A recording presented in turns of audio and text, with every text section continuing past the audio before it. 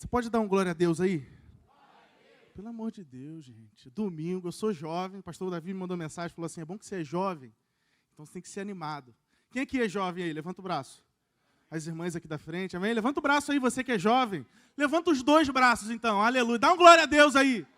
Agora sim, gente, aleluia. A gente está aqui para adorar o nome do Senhor que é vivo, amém? Ele vive, Ele reina. Ele é o Deus da nossa vida, da nossa casa, amém? Eu fico muito feliz de estar aqui com os irmãos, mais uma vez, né? Não sei como, estou brincando. Fico muito alegre pelo convite. E hoje eu tenho algo de Deus para compartilhar ao seu coração, algo que Ele tem falado comigo. O pastor Davi, essa semana, me mandou uma mensagem, na semana retrasada, me mandou uma mensagem me convidando, me passando esse tema que é tão... Não sei quantos daqui ficam mexidos com esse tema, né? Esse tema, ele confronta a gente. Quando eu parei para pensar sobre isso, eu fiquei, caramba, agora ou nunca, né? Dá uma sensação de, se não for hoje, amanhã não tem como. Essa sensação que vem ao meu coração. E eu creio que é isso que o pastor Davi, que Deus tem ministrado ao coração dele, de uma sensação que nós temos que ter de urgência. Quantos creem que o Senhor está voltando, amém? Quantos creem nisso? Eu creio. Eu creio que Ele está voltando e se Ele está voltando, a nossa postura tem que ser de quem aguarda o Senhor. Uma postura dos últimos dias, né? De que o Senhor está voltando para buscar a sua igreja, que somos nós. Então eu queria que você me emprestasse um pouco da sua atenção por alguns minutos. Estou só esperando meu computador ligar, em nome de Jesus. E hoje eu vou falar um pouco com os irmãos sobre maturidade cristã. Eu estava ouvindo um pouco sobre o que o pastor Davi ministrou, sobre o que o Vitor ministrou também, até falei com ele, bênção na quinta-feira, a pastora também, né? Muito bênção que tem sido falado aqui. E eu acredito que um dos acessos que a gente pode ter a uma vida plena no Senhor, a uma vida de verdade com o Senhor, é nós crescendo, nós tendo uma vida de maturidade com Deus. Amém? Eu queria que você abrisse sua Bíblia comigo em Hebreus, lá no capítulo 5. Se você puder, Hebreus capítulo 5, no verso 11. Quando você abrir aí, você dá um glória a Deus, para eu saber que você abriu. Ó, vai sendo aos poucos. Quem abrir, dá um glória a Deus aí, gente. Aleluia. Vocês estão vivos, não estão, gente? Amém, aleluia. Hebreus capítulo 5, no verso 11.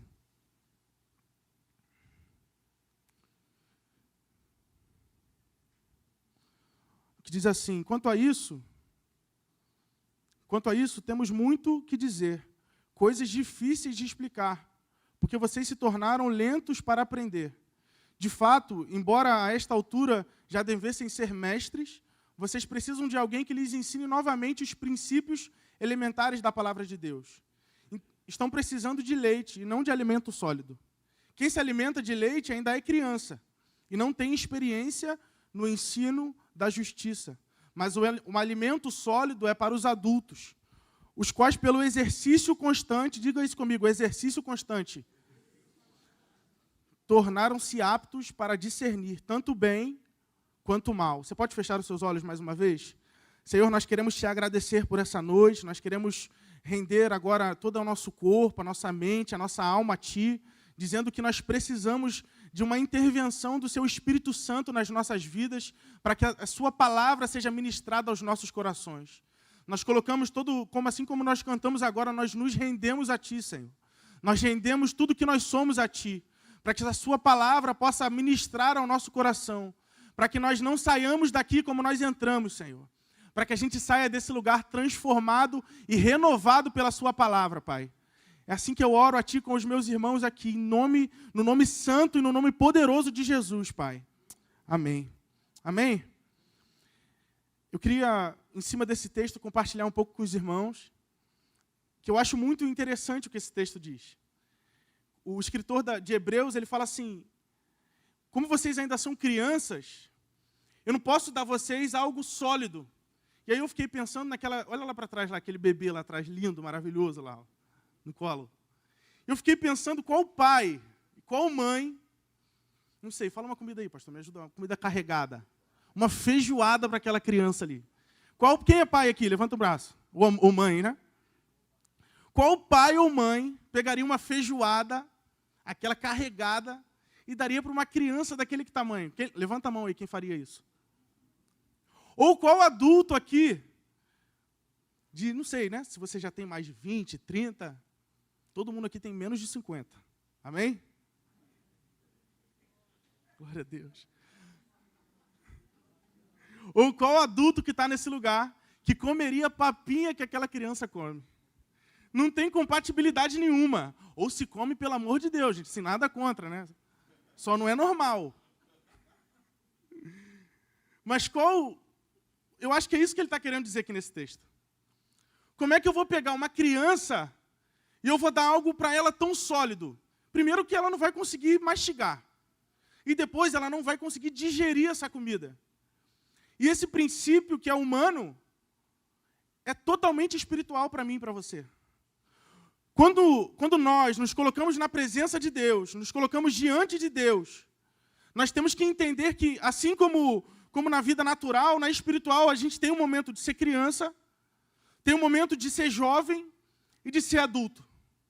Porque eu tenho certeza que mesmo que aquele pai ali, ou quem for pai aqui, que teve um bebê no colo, mesmo que gostasse dessa fase, não esperava que essa criança um dia crescesse. É ou não é verdade? É lindo, né? O neném. Mas é natural que essa criança cresça. Se essa criança for bebê para sempre, alguma coisa está errado. Ou não? Se ela for neném para sempre de colo e começou a papinha, alguma coisa nesse processo não deu certo. E aí eu queria que você refletisse isso comigo. Se nós formos pensar nisso que é natural, na nossa vida com Cristo, não é natural. Olhe para mim, não é normal que a gente entre, aceite a Jesus e a gente continue uma vida toda com Cristo como crianças. Porque Ele nos chamou para conhecer e prosseguir em conhecer a Cristo, amém? Esse é um chamado de Deus para as nossas vidas. E eu penso que a única forma que nós temos de crescer, sabe, não se trata apenas do tempo que nós temos. Diferente do tempo que uma criança natural tem.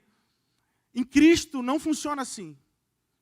Enquanto nós não nos colocarmos na brecha para crescermos com o Senhor, a gente pode passar uma vida de quem tem aqui 40 anos de evangelho? Alguém não? 30? Mais de 30?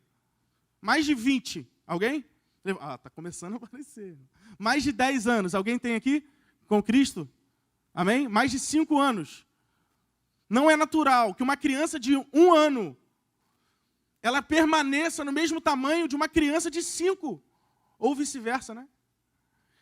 E eu fico pensando, irmãos, se não é o tempo em uma igreja que nos faz crescer, o que pode nos levar ao crescimento em Cristo? Isso tem me feito pensar muito, pastor. Se não é só eu permanecer numa igreja, vindo toda quinta e todo domingo, que é algo importante, que como o pastor disse, da gente servir numa igreja local. Se não é só o tempo que nos vai fazer crescer, o que é esse mistério que tem nesse meio que vai me fazer crescer com Cristo? Você está entendendo, amém? Aleluia. E aí, eu queria que você pensasse comigo sobre a fé. Eu estava ouvindo o pastor Luciano Subirá falar sobre isso, eu achei muito interessante. A fé, ela é crucial para a nossa vida com Deus, amém? Sem fé é impossível. Você pode falar isso, sem fé. Todo mundo sabe disso. Ou seja, a fé, ela é crucial para que nós possamos ter uma vida com Cristo. Não existe alguém aqui que deseje aceitar a Jesus que não precise crer nele primeiro. É impossível fazer esse caminho. Só que as Escrituras, olhe para cá, elas não nos levam a crer que é só você crer e acabou o ponto final. O fato de você crer é para você conhecer a Jesus e aceitar a Jesus. Só que a sua carreira, como Paulo diz, né? Encerrei a carreira. Se nós temos uma carreira com Cristo, não é só a fé que vai fazer a gente desenvolver tudo, irmãos. E a Bíblia nos ensina isso. Abra sua Bíblia comigo em 2 Pedro. Essa aqui é minha, pastor? Ou alguém bebeu aqui já? Obrigado. 2 Pedro, no capítulo 1. Quando você abrir, dá um glória a Deus aí, aleluia. 2 Pedro, capítulo 1. Quem abriu, dá glória a Deus. Aleluia, gente. Sacode o irmão que está do seu lado aí. Fala assim, glória a Deus. Fala aí, Sacode o irmão aí que está do seu lado. Aleluia, glória. Glória, gente, pelo amor de Deus. Eu perguntei quem era jovem. Virou um culto jovem aqui. Amém? Que diz assim: por isso mesmo, empenhe-se para acrescentar à sua fé a virtude. E a virtude, o conhecimento. Ao conhecimento, o domínio próprio. Ao domínio próprio, a perseverança. E a perseverança, a piedade. E a piedade, a fraternidade. E a fraternidade, o amor. Porque se essas qualidades existirem e estiverem crescendo em suas vidas, elas impedirão que vocês, no pleno conhecimento de nosso Senhor Jesus Cristo, sejam inoperantes e improdutivos. Isso que diz 2 Pedro, capítulo 1, no verso 5 a 8. Só que esse texto, no verso 5, olhe para a sua Bíblia, que diz assim: por isso mesmo, empenhem-se para acrescentar a sua fé. Ou seja, a nossa fé que existe dentro de nós, ela precisa do nosso empenho para algumas coisas. Precisa da gente, do nosso esforço. Não é para que... Não estou falando aqui, irmãos, desmerecendo o sacrifício de Jesus. Jesus é tudo que nós precisamos para ter acesso à salvação, ao reino de Deus. Quem vai morar com Cristo aqui? Levanta a mão, que o anjo está tirando a foto. Aleluia. É isso que a gente precisa. Jesus é tudo que nós precisamos. Só que, se nós queremos desenvolver, nós temos que entender que o conhecimento de quem Jesus é e do que a palavra diz que nós deveríamos ser, precisa estar dentro do nosso coração. E isso não vai ser por osmose. Você vai chegar aqui no domingo à noite, o pastor Davi vai fazer assim, ó, e aí você vai receber todo o conhecimento. Não vai chegar alguém em você, vai te dar um Hadouken, e aí você vai, pum, agora eu sei tudo. Não, irmãos. Nós precisamos nos esforçar. Então olha para o irmão que está do seu lado e fala assim: se esforça. Fala alto aí, se esforça. Aleluia. Aleluia, glória a Deus. E é justamente por isso que eu escolhi, não sei se eles fizeram aqui, pastor? Fizeram, esse pessoal da mídia aqui é rápido. Aqui, bota o tema aí para mim, por favor, se tiver como. Não sei se... Por isso que eu queria falar com vocês sobre maturidade. Porque eu creio que é justamente esse processo de conhecer a Jesus e de conhecer as Escrituras que vai fazer a gente amadurecer. Que faz uma criança em Cristo virar um adulto. Porque quando eu era criança, eu agia e falava como criança. Não é isso? Mas agora que eu sou adulto, eu falo e penso como um adulto. Isso é um natural. Isso que a Bíblia vai nos ensinar. Quantos querem crescer aqui no Senhor? Amém? Aleluia, glória a Deus. Eu lembro que, sabe, pastor, eu tenho 21 anos, né, irmãos? Eu sou filho de pastor. Eu estava ouvindo o pastor Davi falar durante a ministração do louvor. Isso me choca muito. Porque desde que eu me entendo por gente, eu estou dentro de uma igreja domingo. Para mim, até pecado falta culto de domingo. Não sei quantos se sentem aqui, não estou falando que é pecado não, tá, irmãos? Mas se eu faltar domingo num culto, eu me sinto esquisito. Parece que falta alguma coisa na minha semana. A semana não começa sem o culto de domingo. Alguém mais aqui passa por isso? Não, só eu. Ai, glória a Deus. Você que era maluco sozinho. Mas sabe, irmãos, eu já vi várias... Não sei se eu posso falar isso, mas eu vou falar. Já vi várias vezes meu pai chegando em dias de semana, depois de culto, meio frustrado.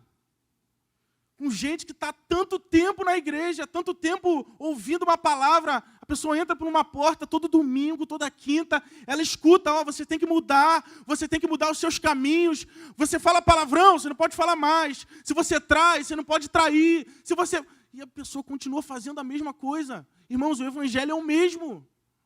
Eu creio nisso. O evangelho é o mesmo. O evangelho continua sendo, por isso que eu falei que me choca, porque o evangelho precisa ser para a gente algo que vai contra a nossa carne. Então não é esquisito que quando você escute uma palavra mais dura do pastor, ou de quem for, que você se sinta ofendido, ou que você se sinta meio endurecido dentro de você, porque é sua carne, a nossa carne é caída. É natural que se o evangelho ele não nos escandaliza em nada, alguma coisa está errado. Se o evangelho ele não fere a nossa carne, não é o evangelho. Se você tem passado os seus dias na terra, na igreja da mesma forma que você chegou a esse lugar, irmão, alguma coisa está errado. Mas eu creio, olha para cá, eu creio que o Senhor está aqui para mudar isso na sua vida essa noite, amém? Quantos creem nisso aí? Glória a Deus. Eu creio que o Senhor está nesse lugar.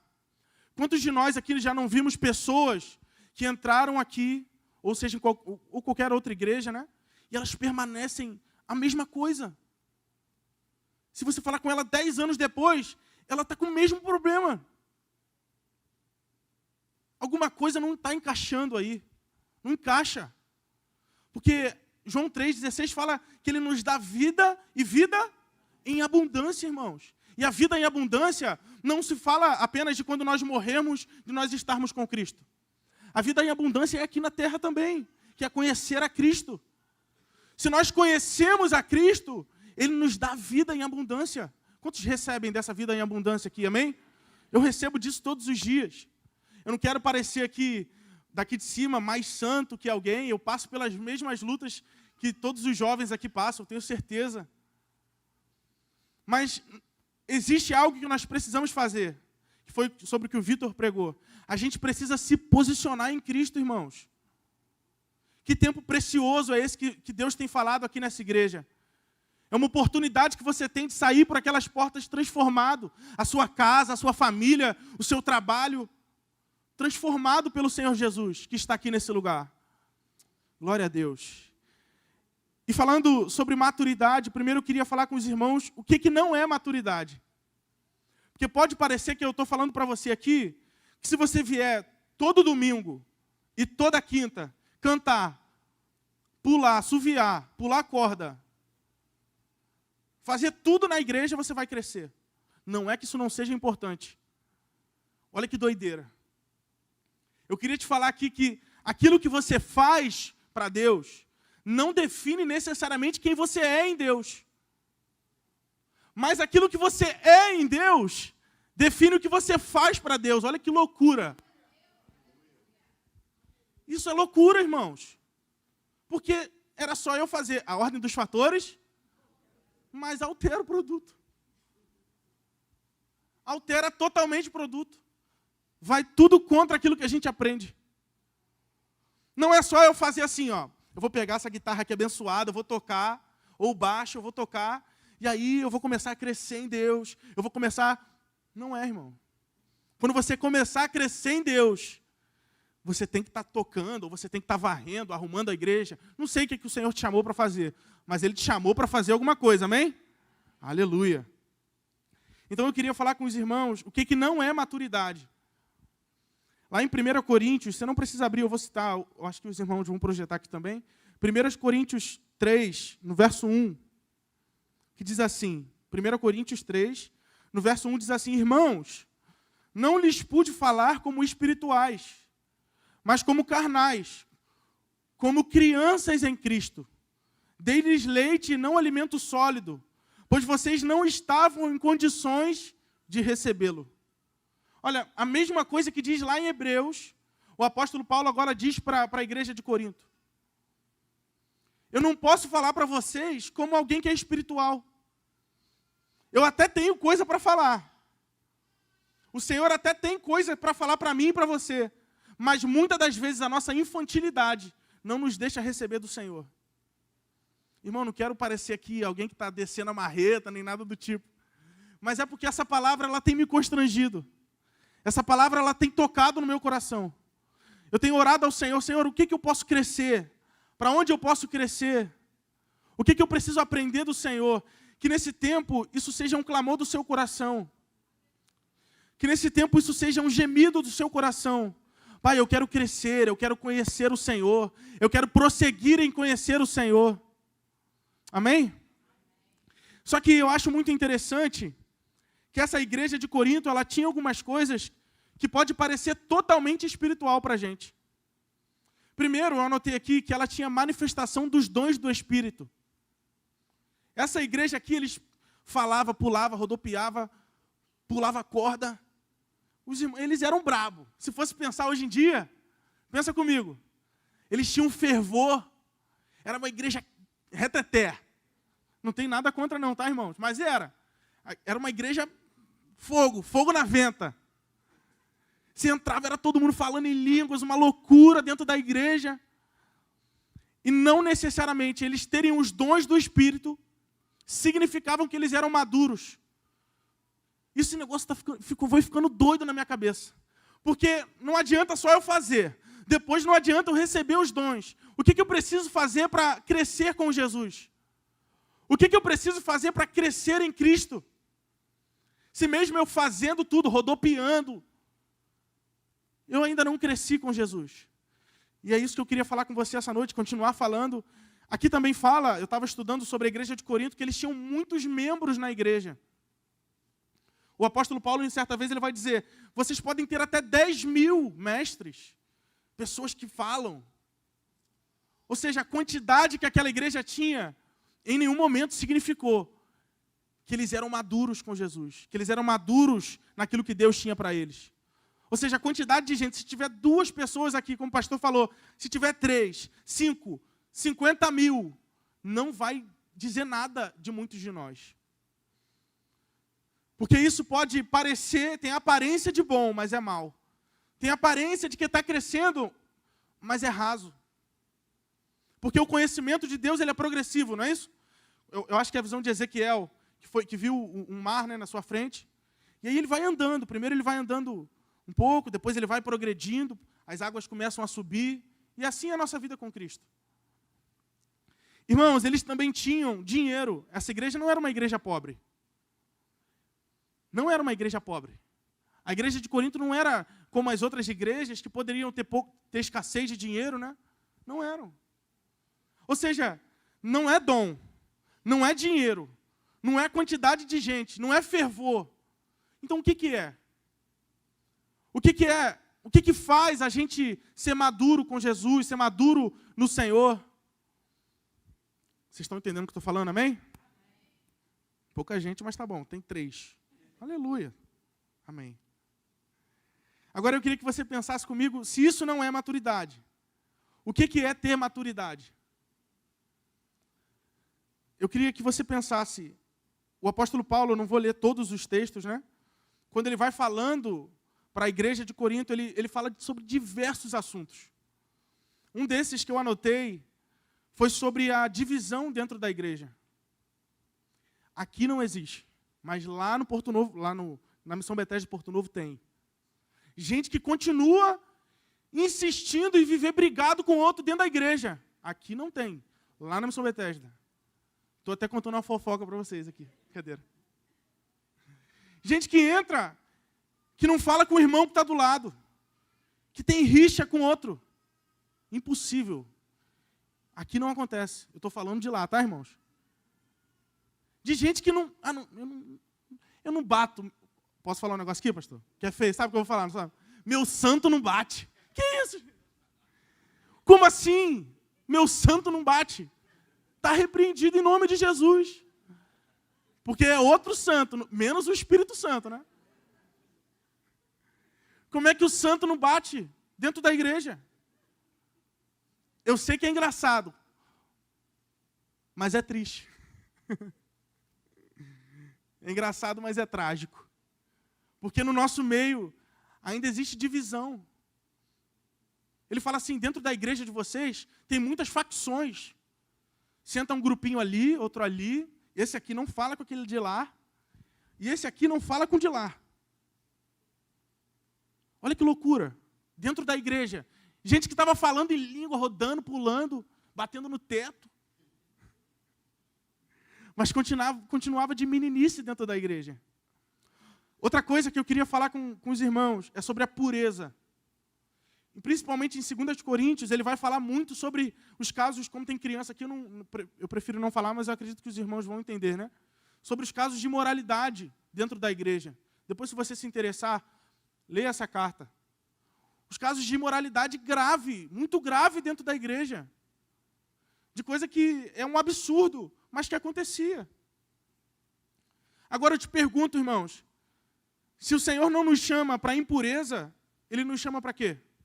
Para pureza. É simples. É simples, mas é difícil. É difícil. Quantos de nós aqui não tem tentações, dificuldades? Não vou pedir para que você levante a sua mão, é claro, mas quantos de nós aqui já não passamos alguma vez ou enfrentamos problemas na área, sabe, da nossa moralidade? De fazer uma decisão que às vezes eu vou perder, falando de dinheiro, por exemplo, que eu vou perder se eu não me corromper no meu trabalho. Eu vou tomar uma decisão que eu vou ganhar menos dinheiro, que eu vou sair prejudicado, mas eu vou tomar essa decisão. Senão, para que serve o evangelho da cruz? Jesus saiu prejudicado. Ele não tinha pecado. Ele era o único sem pecado. E ele foi entregue numa cruz para morrer em meu e em seu lugar. Sabe, assim como Cristo fez, nós precisamos ter um zelo pela pureza do Senhor. E eu falo isso com muito temor aos irmãos. Porque todo mundo aqui já foi jovem, já foi adolescente. Até hoje tem tanta... É uma área que é difícil para todos nós. Mas assim como o pastor falou, eu tenho, nessa noite, junto com você, uma escolha. A gente tem uma escolha de tomar uma decisão diante de Cristo. De tomar uma decisão, Senhor, eu me comprometo contigo a viver uma vida santa, a viver uma vida íntegra para aquilo que o Senhor me chamou para ser. Amém? Você está aí ainda? Dá uma glória a Deus. Aleluia. Outra coisa que eu acho muito interessante, que vai nos levar à maturidade cristã, é o conhecimento. É o conhecimento. Os nossos cultos de domingo à noite são bem mais cheios que as nossas escolas bíblicas. Ou é só lá em Porto Novo, lá no São Betesda de Porto Novo? Aqui não. Os nossos cultos de ensino, eles são bem mais escassos. Tem que chamar, fazer 3 vezes, fazer campanha para o irmão ir no culto de ensino. Ligar, mandar mensagem, tem que fazer mesmo, a gente faz isso também. Mas é uma luta para o irmão ir lá aprender a palavra daquele que ele diz que é o Senhor da sua vida. E por último, sobre o que é maturidade, é o compromisso com essa palavra que nós aprendemos. Não se trata apenas de saber a palavra, porque os fariseus também sabiam a palavra. Eles eram mestres da lei, mestres, eles sabiam até mais que eu e você, mas eles não tinham um compromisso sincero e puro com a palavra. O pastor Davi falou sobre isso lá. É muito difícil, irmãos, estar aqui nessa noite. Porque o pastor Davi foi lá na minha igreja quinta-feira pregar. Aí eu falei para ele que ele deixou o sarrafo lá no alto, assim. A dificuldade lá no alto, né? Tá difícil. Falei para ele, pastor, se eu pregar 30%, né? Se eu pregar um pouquinho ali, tá tranquilo. Nós precisamos ter um compromisso com a palavra de Deus. Na sua casa, na sua família, quando ninguém está te vendo. A maturidade que nós temos com Cristo está falando muito mais de quem nós somos daquela porta para fora do que dentro dessas 4 paredes. Porque senão não se trata do que eu faço. Não se trata de se eu tenho dom, se eu não tenho dom, se eu curo pessoas, se eu faço acontecer. Se trata da minha integridade, irmãos. Quando lá em Timóteo vai falar sobre levantar os diáconos, ele vai falar principalmente sobre o quê? Sobre o caráter. Sobre o caráter do cristão, de ser íntegro. Da mulher do diácono ou do presbítero, se eu não me engano, não ser faladeira. Faladeira, vocês sabem o que é, né? Ou não? Fofoqueira, fofoqueiro. Eu uma vez, pastor, eu ouvi lá na igreja um absurdo. Que tinha gente que era do ministério da fofoca. Não, e a pessoa falou dela mesmo. Não, aqui na igreja eu sou do ministério da fofoca. Vocês estão rindo, né? Mas isso não é engraçado não, irmãos. Ministério da fofoca.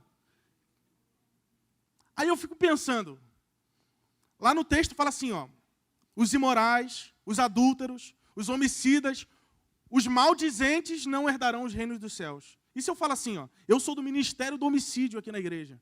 Olha a cara de todo mundo. Olha a cara que vocês estão fazendo para mim agora. O texto ele não coloca numa ordem de prioridade.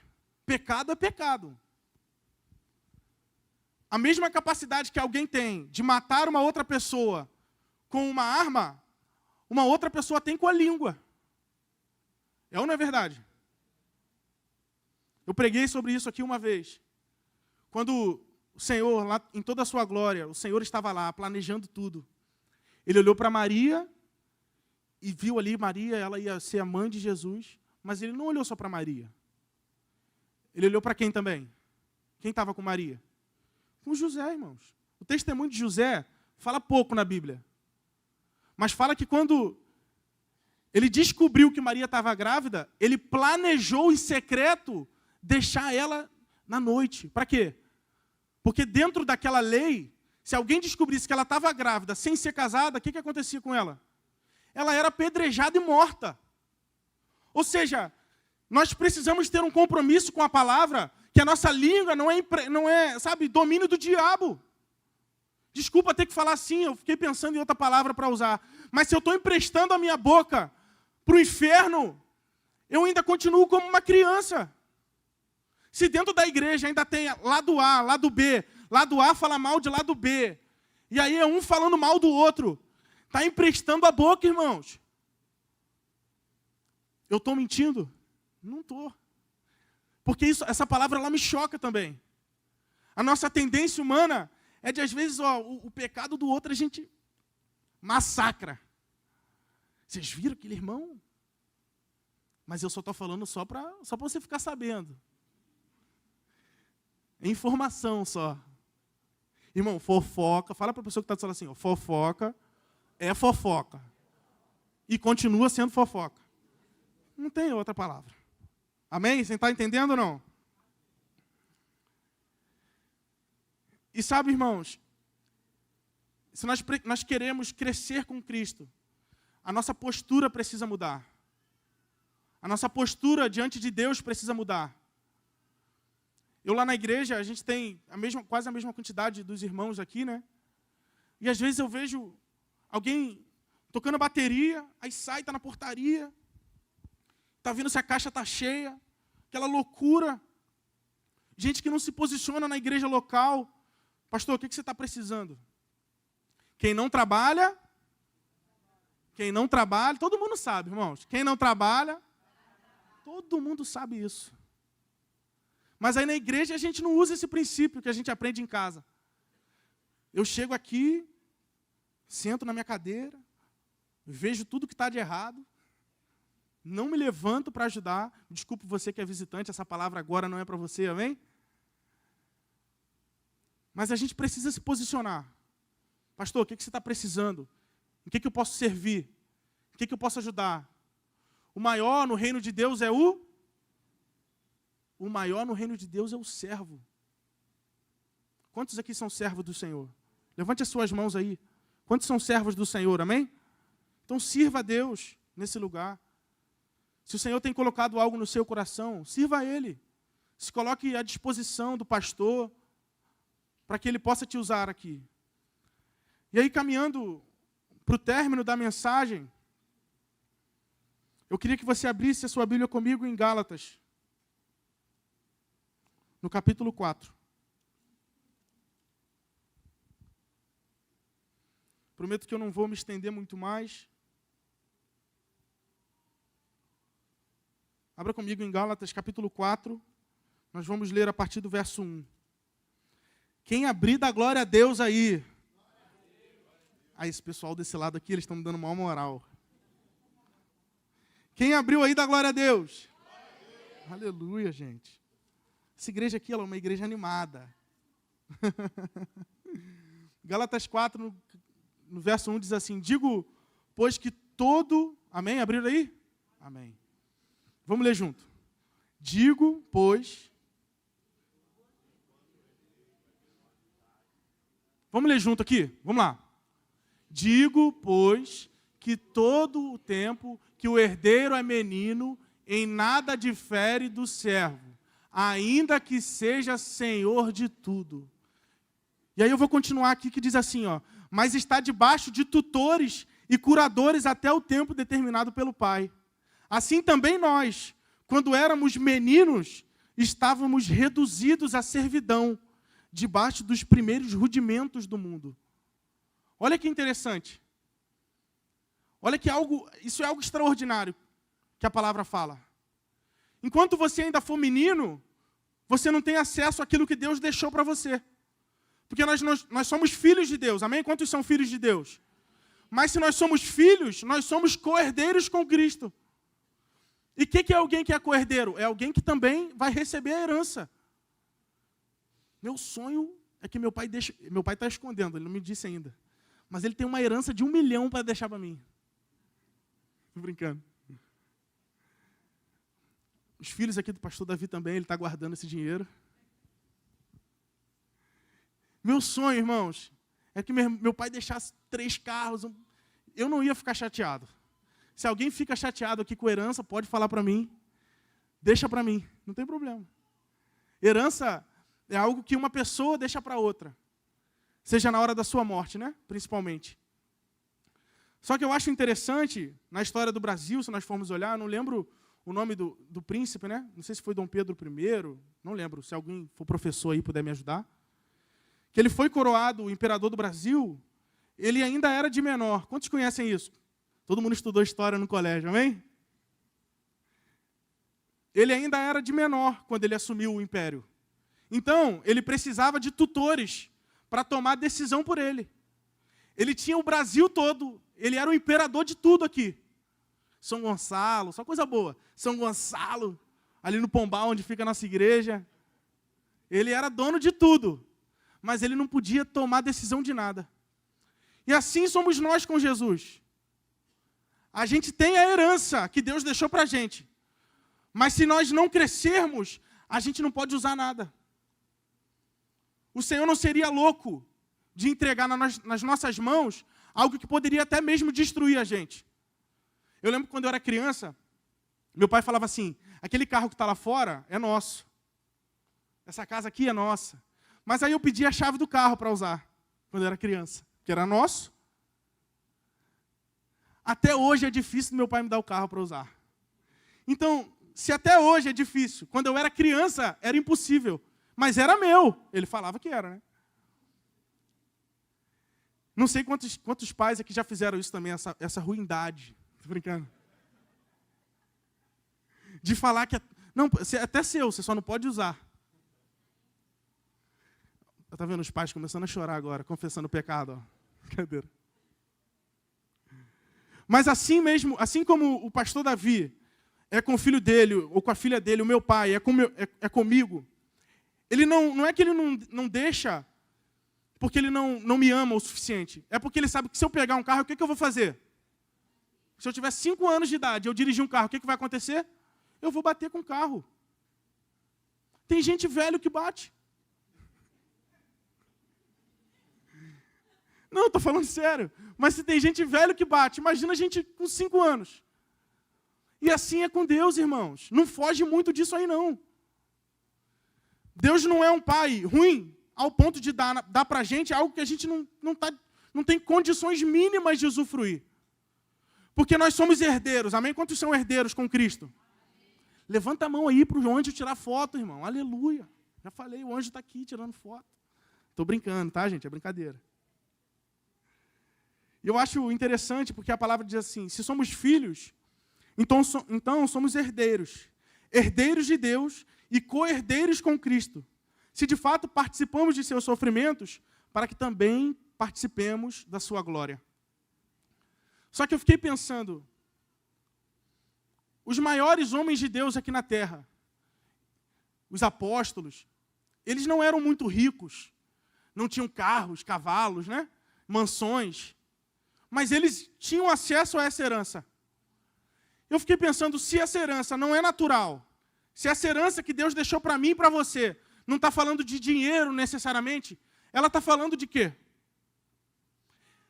E aí eu estava ouvindo o pastor Davi falar aqui na live sobre a parábola do filho pródigo, né? Quantos conhecem essa parábola aqui? Amém? Que fala do filho que deixou a casa, pediu a herança primeiro, né? Que era o dinheiro ali, né? Saiu, se arrebentou, voltou. Só que aí no final dessa parábola fala algo muito interessante. O filho volta, o pai vai ao encontro dele, abraça ele, troca as vestes, faz uma festa, churrascão, faz um churrascão num sítio. Eu fico pensando que foi assim. Mas aí, no meio dessa festa, o filho mais velho chega. Chega revoltado.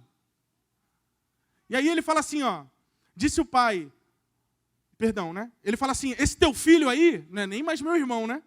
Esse teu, porque quando briga, é assim. Lá em casa era assim, né? Teu filho me bateu. Ou pai e mãe, tem pai e mãe que é assim, né? Fala com o teu filho aí que ele tá terrível. Não é nem mais meu filho também. Mas ele fala assim, esse teu filho, ele foi embora, pediu herança, gastou tudo, fez tudo de errado, e aí quando ele volta, você recebe ele com uma festa, churrasco tipo Verdana. E eu que estou aqui esse tempo todo trabalhando, suando, te servindo, você nunca me deu um cabrito. Eu ouvi um pastor falando que é a teologia do cabrito. Eu estou aqui, ó, eu toco bateria quinta, sexta, sábado, domingo, segunda, terça, quarta. Eu ligo o ar-condicionado, varro a igreja todo dia. Eu estou aqui esse tempo todo e o Senhor nunca me deu um cabrito para eu poder festejar com meus amigos. E aí esse pai dá uma resposta que eu queria que você prestasse atenção. Eu estou caminhando para o final. Lá em Lucas 15 diz assim, 31, disse o pai. Lucas 15, 31 diz assim, disse o pai, meu filho, você está sempre comigo. E tudo o que eu tenho é seu. Ou seja, esse tempo todo que ele achava que ele não tinha direito a um cabrito, o pai olha para ele e fala assim, está vendo esse rebanho todo aqui? Tudo que eu tenho é teu. E esse tempo todo sempre foi. Toda essa herança que eu tenho para deixar, ela já é sua. Só que o filho mais velho, diferente do filho mais novo, ele se sentia um escravo. Ele vivia uma vida na casa do pai que ele não se sentia filho. Essa história fala de 2 filhos perdidos. Um que estava fora e outro que estava dentro de casa perdido. Porque ele era filho, mas ele se sentia um escravo. Ele achava que a única coisa que Deus tinha com ele é um serviço. Você que está aqui essa noite, entenda isso. O Senhor não quer apenas você para te usar em uma área da igreja. O Senhor quer te ter como filho amado. Eu e você, nós somos filhos amados do Pai. E esse amor que nos faz levantar segunda, terça, quarta, esse amor que nos coloca de pé. Esse tempo todo, tudo que manteve aquele filho em pé foi o amor do Pai. E eu vou perguntar aqui, eu acredito que não tenha ninguém aqui que não levante amanhã, na segunda-feira, pela graça e pelo amor de Deus. Irmãos, se eu perguntar aqui a cada um, tem no mínimo 50 problemas para me contar.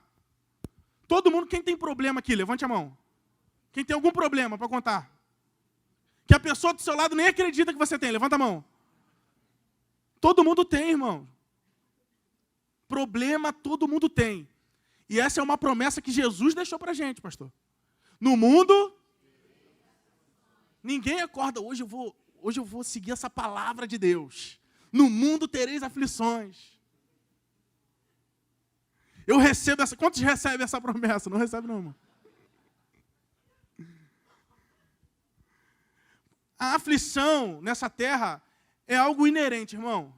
Se você não está tendo, você vai ter. Estou brincando. Estou brincando. Se não tiver, tá bom. Mas eu tenho certeza que você tem algum problema, irmão. Nem que seja o seu carro que está fazendo barulho que você não sabe de onde é. Mas o filho mais velho, voltando para o texto, né, que eu nem sei porque eu estou falando disso, voltando para o texto, o filho mais velho, ele viveu uma vida toda dentro da casa do pai, trabalhando, se esforçando, suando. Ele estava chegando do trabalho quando estava tendo a festa. E não tem coisa pior do que você chegar em casa cansado, tá tendo um churrasco e ninguém te chamou, irmão. Fala a verdade. Pô, marcaram um churrasco na tua casa e ninguém te contou. Ainda é para um vacilão da tua família. Mas foi isso que aconteceu no texto.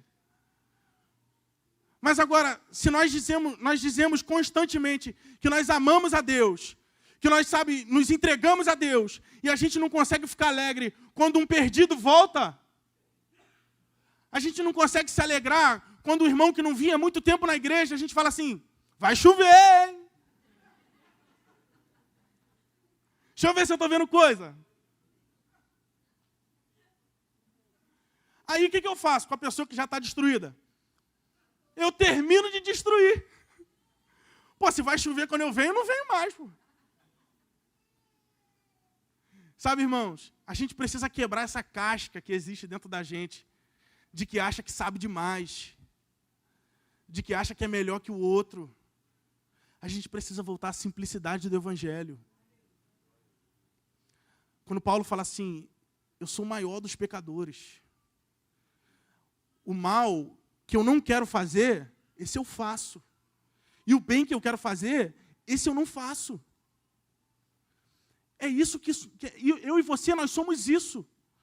Sem a graça de Deus, às vezes a gente olha no jornal assim, uma notícia terrível. Meu Deus, como é que uma pessoa é capaz de fazer isso? Irmão, se você viveu uma vida sem Deus, você está falando de você mesmo. Eu e você, sem Deus, a gente é capaz de fazer coisas terríveis. Sem a graça e o amor de Deus, a gente é capaz de sair desse lugar e fazer coisa que a gente abomina. Mas faça um compromisso, olhe para cá, nessa noite faça um compromisso. Assuma um compromisso, Senhor, eu quero prosseguir em te conhecer. Senhor, eu quero firmar uma aliança contigo, uma aliança com essa igreja. Eu quero usar a minha força para servir nessa igreja, mas não sirva como um escravo, sirva como um filho amado do Senhor. Mas algo que ainda me intriga muito nesse texto, é quando o pai, por ser uma parábola, Jesus estava tentando apontar para alguma coisa. Ele não estava falando que eu e você, a gente ia comer cabrito, que a gente podia matar boi por aí e comer, porque tudo é de Deus. As parábolas, elas apontam para algo no reino de Deus. Ou seja, quando aquele pai fala assim, tudo que eu tenho é teu. Mas que tudo é esse? Que tudo é esse? E aí eu não sei quantos conhecem aquela passagem da mulher cirofenícia. Que ela chega, ela começa a apurrinhar Jesus. A verdade é essa, irmãos. O barraco já existia nessa época. Mulher barraqueira mesmo. Não se contentou em não ter a sua família curada. Ela clamou com fé. O barulho resolveu. Ela falou assim, Senhor, a minha filha, ela é endemoniada desde criança. E ela clama a Jesus para que ela curasse a filha dela. Pensa numa mulher insistente.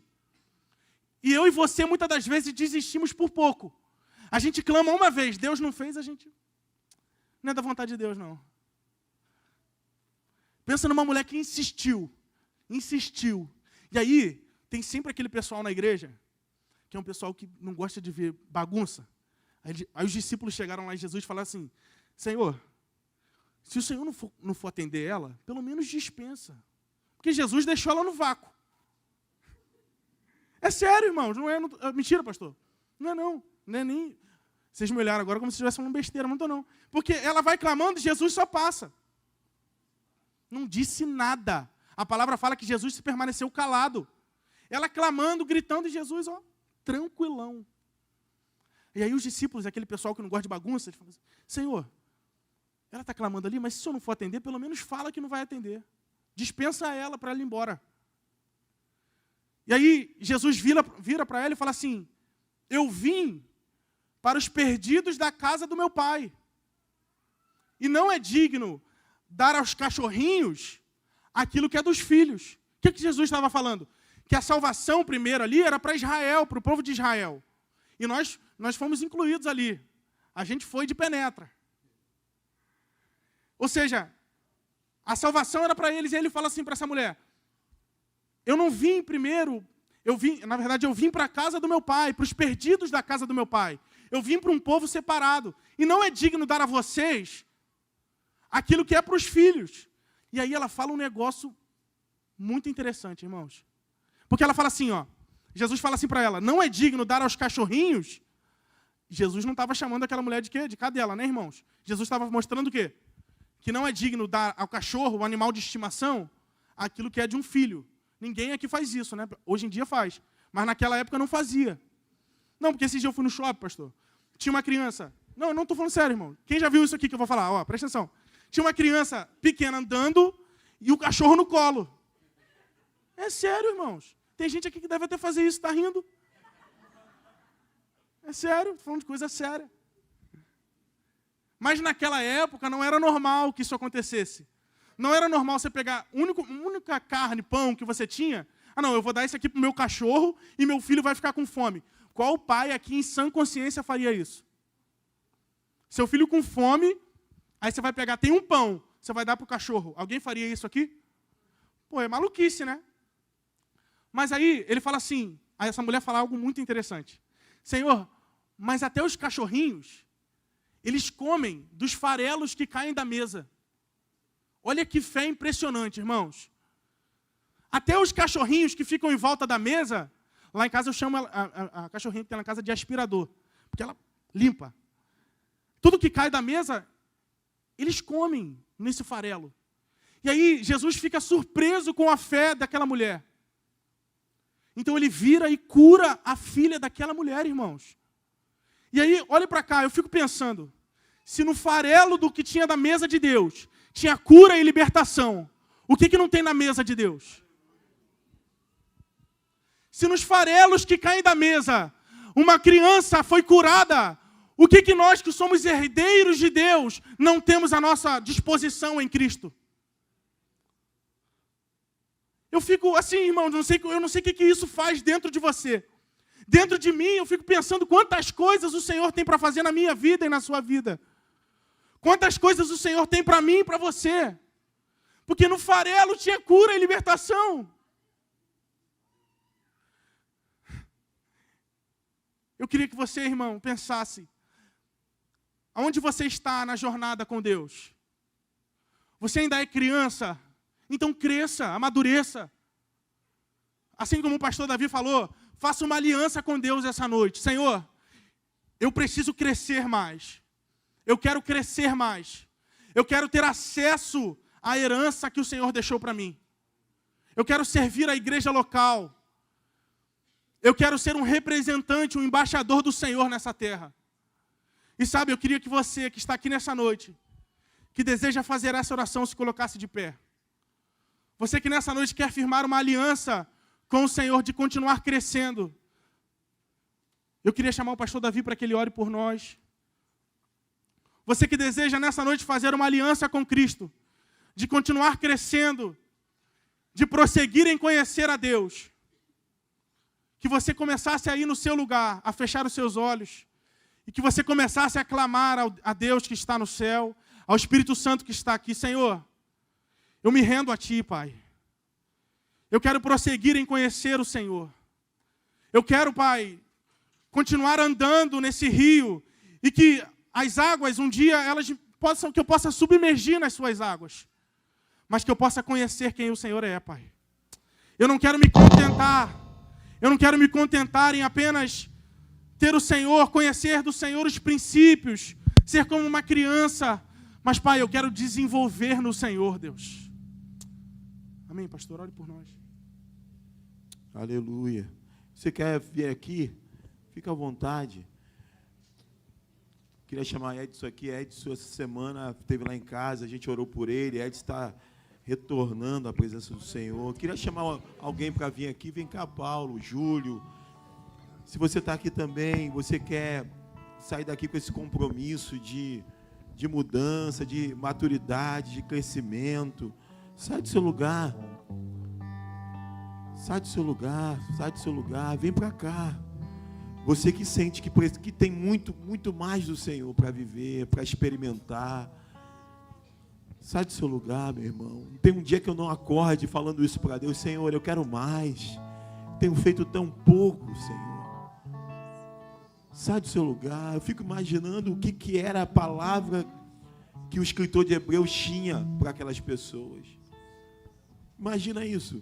Ele diz que ele tinha algo sólido para dar para eles, mas que quando chegou lá, ele preparou tudo. Ele preparou, vou levar lá para os irmãos de Hebreus, vou levar algo sólido. Preparou tudo, botou na pasta, chegou lá, olhou, encontrou crianças.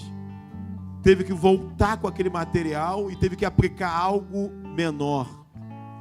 Tem muitas pessoas que não estão tendo acesso a coisas profundas, porque ainda não estão preparadas, porque ainda não se colocaram, porque ainda não se disponibilizaram. Que hoje a gente possa ter um compromisso de crescimento, de maturidade.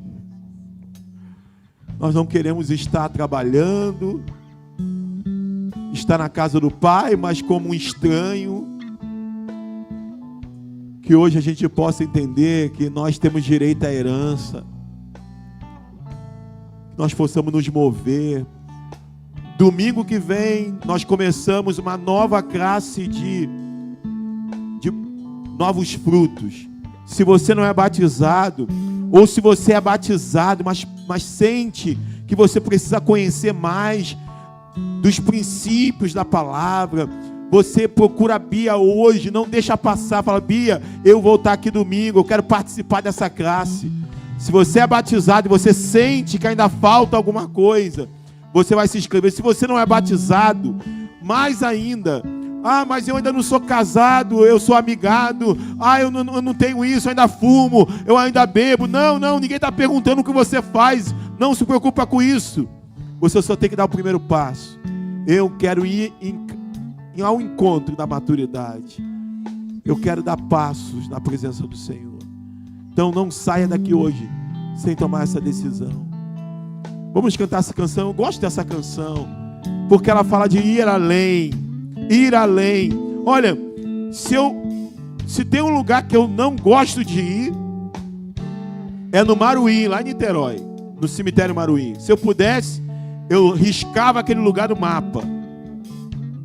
Tenho problemas, lembranças, minha memória, mas eu preciso estar ali, porque tem vidas chorando, e eu fui ali várias vezes. Ou seja, nós precisamos romper barreiras, dificuldades, coisas que não fazemos. Eu não prego porque eu tenho vergonha. Eu não canto porque não sei o que. Eu não me envolvo porque não sei o que lá. Ei, Deus está dizendo para você hoje: vá além desses limites que você colocou. Você colocou o limite. Ele está dizendo: vai além desse limite que você colocou. Irmão, se eu ficasse lá atrás, eu estaria até hoje calado. Eu estaria até hoje no cantinho. Eu só me levantei quando eu rompi meus limites. Eu venci timidez, eu venci medo, eu venci trauma e continuo vencendo dia após dia. Vamos crescer, vamos avançar, vamos em direção à maturidade. Vidas estão te esperando. Famílias estão te esperando. Casais estão te esperando. Declare isso com a gente. Eu quero ir além. Eu quero romper os limites. Eu quero ir além, Senhor. Leva-me além. Eu quero maturidade. Eu quero santidade. Render a Ti adoração e derramar meu ser. É o que meu coração deseja toda manhã. Te imaginar é me inspirar pra te dizer: estou apaixonado cada vez mais por Ti. Senhor, Senhor, Tu és incomparável. Teu nome é maravilhoso. Declare pra Ele, igreja. Leva-me além.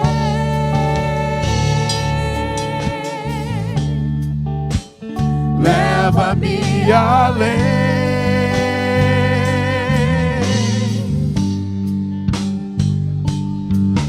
A um nível mais profundo de intimidade contigo, ó Senhor. Leva-me além.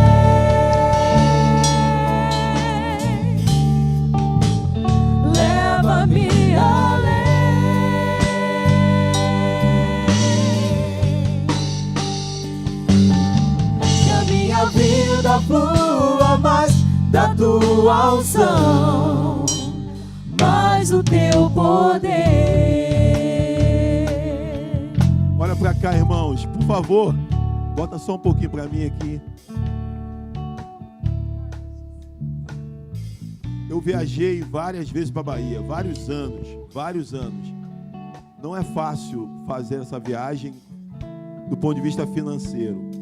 A gente tem que se privar de muita coisa. Minha esposa faz bolo, vende uma porção de coisa. Normalmente a gente viaja mais pelo esforço dela do que pelas minhas condições. E aí todo ano a gente ia. É uma área muito bonita, uma área turística, famosa, praias maravilhosas. Mas fizemos vários anos essa viagem e não aproveitamos praticamente nada. Porque não sei porque a gente ficava limitado a... Quando a gente ia para uma localidade chamada Boipeba, uma área muito famosa, a gente ficava limitado a uma praia que tinha de frente à ilha. Todo ano a gente ia, aí a gente passava alguns dias lá, na casa dos meus pais, depois a gente ia para essa ilha, e a gente ficava ali naquele lugar, e às vezes a maré baixa, aí o horário não batia, a gente não conhece maré, a gente ficava ali meio sem posição, água muito quente, e a gente ia para casa meio frustrado, mas foi bom.